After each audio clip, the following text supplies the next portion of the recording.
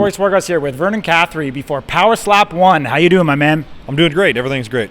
Awesome. Are you excited to make history and compete in the very first ever Power Slap event? Oh, I'm overwhelmed with joy. I mean, it's great to be the first at anything. You know, even if the outcome isn't what I want. I mean, I'm still on the platform at the beginning. So. Yeah.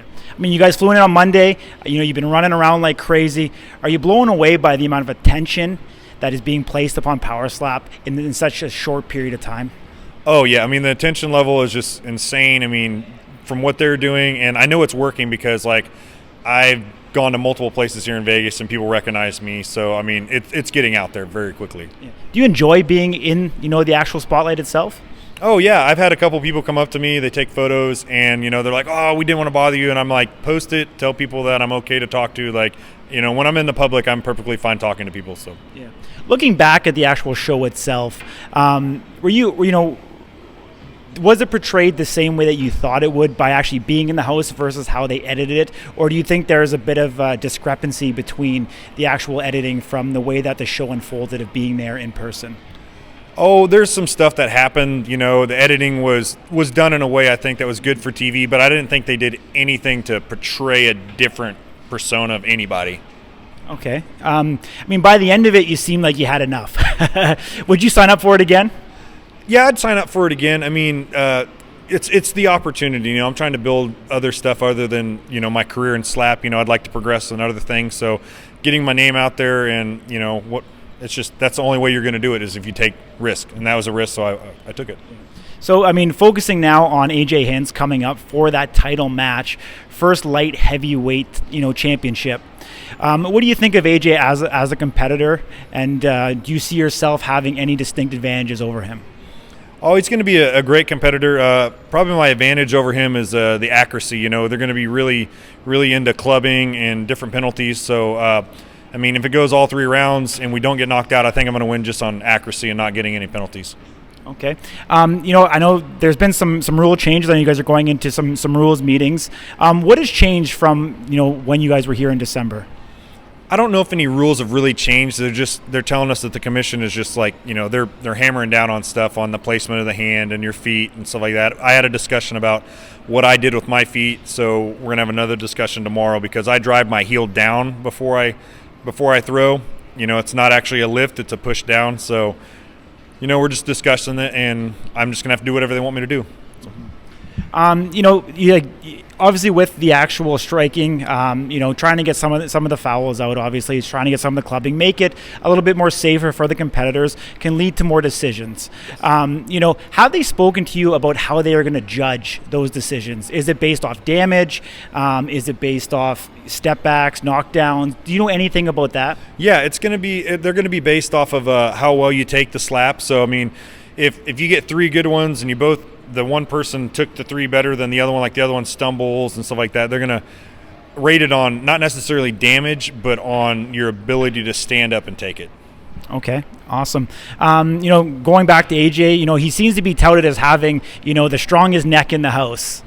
Do you believe that to be true? Do you think he's ever been hit by somebody such as yourself?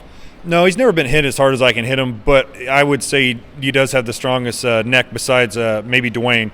I mean, Dwayne's a bigger guy, so he's naturally there, but Ahjay literally goes to concerts and headbangs all the time. I mean, literally, I'm not lying, and that is why his neck's so strong. Yeah. I mean, you guys seem to have a good relationship outside of it anyways. You guys seem to be able to communicate, talk to each other. Tell me a little bit about your relationship with him outside of actually being there on stage. I mean, outside, we don't have we're not like friends or anything. We're cordial. He messages me, I'll talk to him back. I mean, we don't really go out of our way to see each other, but I mean, you have to be that way to a certain point. I'm never going to be a guy that, is a trash talker. I mean, if I start trash talking, everyone's going to know, I really don't like the guy. So, totally. So what can people expect from you come this Saturday? I mean, you're going to see, like I always do, I'm going to go up there, straight face, no, rants, anything like that. I'm just going to be the calm, cool, competitor that I always am. So if we see you dancing like Jesse Nutting, should we be worried? Yeah, if you see me dancing up there, yeah, it's you should be worried. Yeah. Very good. So we know we won't get that from you, but we know you bring an extreme level of professionalism. You're probably one of the older guys in the house. You seem to take over, the father figure of it. Do you take great pride in that? Yeah, I take it as, when I was their age, that was me. Everyone goes through stages in their life, and I'm at a stage now where I understand, like, this is an opportunity. They're looking at it as like they got the opportunity, but they don't understand they don't have it yet. So, yeah, I mean, I'm trying to give my knowledge and my life experiences to these kids, and some of them take it and some of them don't. Have you ever thought about being, an inspiration to others that are just like you, from, middle America, up, into their 30s, may not have been, successful in football, baseball, basketball, or whatever, but, to look at a sport like slap and still be able to compete at a high level? Like, have you thought about being an inspiration to these people at all? Yeah, I mean, I've had multiple people that, that I've had played sports against. I've always been a top tier athlete. It's just like I've never been the 1%er, and that's what it takes. Like, I was a state track runner, everything, and it's always the 1% that keeps going. I always tell my kids that I coached, no one cares you're the best, 8th grade football player, that they care that you're the best senior. Everything's about the next level. So, yeah, and if I can inspire people, I'm proud of that. Yeah. I mean, so you come from a very small community, like you said, just around 200 people. From the farm aspect, growing up in a farming community, do you think that builds a certain type of strength to people and a certain grit? Yeah, I mean, it's family oriented, and then it's just like you have to do what you have to do, and that's a lot of things like people don't understand. When you're on a farm, there's no weekend off, there's no day off. Like, my dad never takes a day off. I mean, I've never been on a vacation with my dad because he works all the time. So yeah, it shows dedication, and it always came out in me. So. Yeah. Well, do you think that helped you prepare for this spotlight now coming up for the light heavyweight belt? Yeah, I mean, like, you see how calm I am in every match, so that's just me knowing to do my job. So yeah, that's helping me 100%. So that, the right hand, your last fight against Amir was a shot that sent his chin to the moon. That's me saying it. Very, very impressive. Dana White saying, the greatest slap in slap fight history. Do you believe that hype?